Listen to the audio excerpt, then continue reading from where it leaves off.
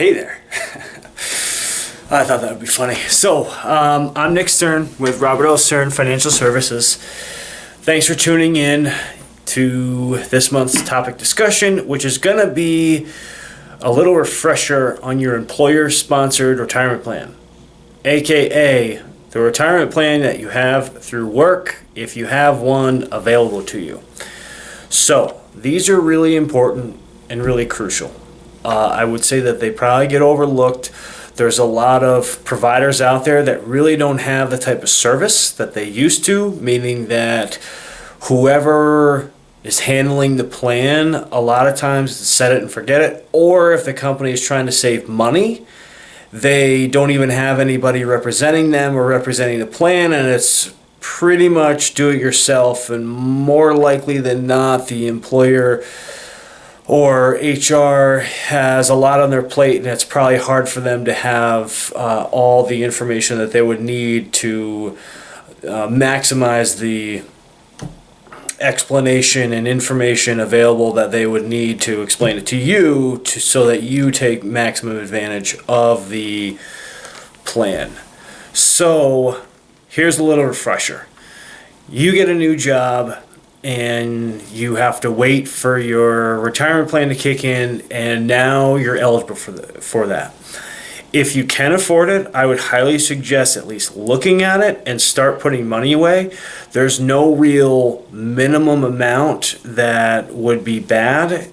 Anything that you can put away, I would highly recommend that you do. If you're looking for some sort of gauge, number one, I would say if there's some sort of match, and it's very important that you look into this, because if you are getting a match, particularly if it's a simple plan, which stands for Savings Incentive Match Plan for employees, you get 3% with no vesting whatsoever up to the 3% of your salary. So for example, if you make $30,000 a year and you contribute 3% into the plan, so you'd be putting away $900, the company matches you $900.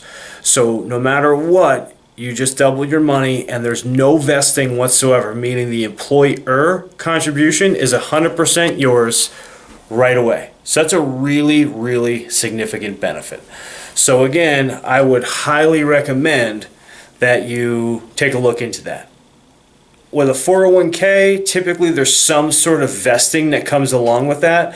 So have a good understanding of that. Vesting means that there's some sort of time period that you have to wait and contribute and be employed at the employer before the employer match is 100% yours. You just have to figure out what that is with the plan. Also, when you enroll in a retirement plan, particularly with a 401k, you might think that you just start putting money away and it automatically goes into investments. If there is no one that's helping out with the plan, so if it's a self-directed plan, it's basically going to go into cash. You have to personally select what investments you want it to go in. So you want to look at the investment choices that you have, understand how you are with risk, your timeline, etc., and then actually choose the investments that are available within the plan. If you don't do that, it will typically go into some sort of cash account or maybe a minimum guaranteed account. And if you're a long-term investor and you're looking for growth-oriented investments, that's not going to be right for you. So it's really important that you do that. If you, let's say, have an old 401k that you're leaving at your old job, it's fine if you leave it there, particularly if you're waiting to vest within the plan and you want to make sure that all the employer contributions are 100% yours. Once that happens and everything is 100% yours, meaning from the employer, yours are of course always yours, really consider whether or not it does make sense to leave it there. Like I said, you can, but oftentimes no one is looking at it, no one is monitoring it unless you are. Plus, if you have the option to, one, consolidate and roll it into your current plan, that might be a good option, or to diversify how your money is allocated even to the extent of where it's held, opening up your own IRA may make sense as well. It's not something that I would let go. These are things that are going to be important, and maybe not now. It's not your highest priority, or you don't think there's a lot of money in there, but believe me, it's all going to be meaningful to you down the road. So I would highly suggest that you have a good handle on it and make a conscious decision to do one way or another. Don't just do something out of default or because you just don't want to make the time for it. So again, back to your current employer plan. 1, understand what it is. 2, if you are contributing and there's no one there that's helping you out or enrolling you in the plan, it may be a self-directed plan, and whoever's handling it, like the HR person or the owner of the business, they might not have the full information, or they have a lot on their plate. So it's really up to you to make sure that you actually select the investments that you want them to go in. You can look at the investment chart and then research online. I'm sure that you're capable of that. You can just Google the investments and you should get some sort of information to pop up on the investment. If not, you can definitely ask for information on the investments with the plan. You should get that anyway. So I just think it's really important. Sometimes this thing gets away from us and we end up looking back and not feeling very good about that. So it's really important that you're on top of it now. Also, with the employer-sponsored plan, even if there's no match, it's still potentially a good option. It's payroll deducted. If it's a pre-tax plan, that means it grows tax deferred. That means any money that you put in the year that you're putting it in reduces the taxable income for that year.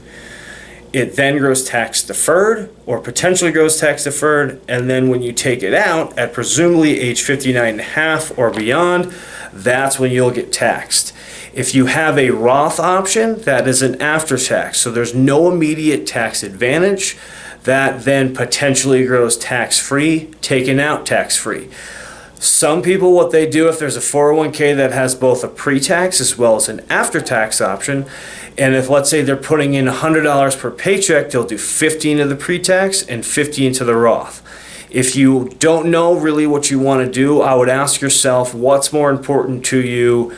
An immediate tax advantage, meaning having some immediate tax savings, or having tax-free money in retirement, meaning whenever you take it out tax-free because you already paid taxes on it.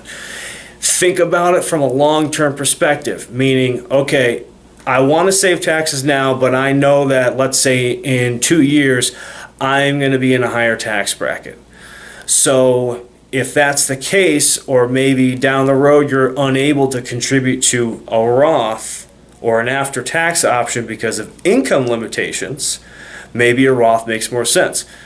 These are just hypotheticals. I'm not sure what's right for you. I'd have to know your situation, of course, and what your goals and objectives are. But those are just some things that you can ask yourself to determine whether or not what makes sense for you. I understand that sometimes the employer-sponsored retirement plans or retirement plans at work can be overwhelming, or they kind of fall to the wayside. But I assure you, particularly if there's a match and particularly if you can afford it, it really makes sense to make a conscious decision about what you want to do now. Don't let it fall behind. Don't let it just go. You don't have to do it, but at least make the decision that says, okay, I've assessed this. I don't think this is right for me, so I'm not going to do it. Or I've assessed this makes a lot of sense, and I can afford it, and I want to think about the long-term piece, so I'm going to start contributing into this plan. And also, too, again, with the self-directed stuff, make sure that you are actually selecting the investment so it doesn't just default into a cash account.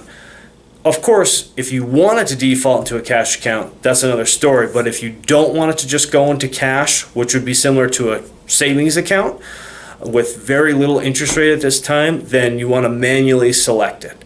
Feel free to ask any questions to the people that are servicing the plan. If you have it, I would look to them to get guidance just because they can help you out, and they'll probably know the funds a little bit better. So those are just some things to consider. Thanks so much for tuning in. I really appreciate it. If you have any questions, you can feel free to subscribe to our website, and you can do that right up here. If you want to watch our last video, you can do that right down here. And if you'd like more information on us, just take a look at our website right up here. Thanks. I'll see you next month.